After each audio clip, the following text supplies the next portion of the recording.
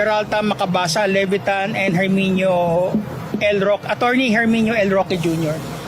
Without prejudice to others that may be filed later on. Isinama na sa Teka muna. Pakinggan nyo muna to. reklamong qualified human trafficking si dating presidential spokesperson Harry Roque. Kita nyo, sinama na. Ulitin natin. Kilala nyo ba tong abogado na to? Taas ang kamay ng mga nakakakilala. Baka naman, sa pagkakataon na ito, yung mga tanga. Di ba mga DDS kayo? Pag di nyo kilala to, nako, talagang mga bobo kayo, ha? Sino ang mga nakakakilala dito? Sa abogado na to. Ayun, kakilala ni Emel Bautista. Sino ito? Bukod kay Cañete siya. Sino? Sino makakasagot? Aber? Iiyak na naman mga DDS dito.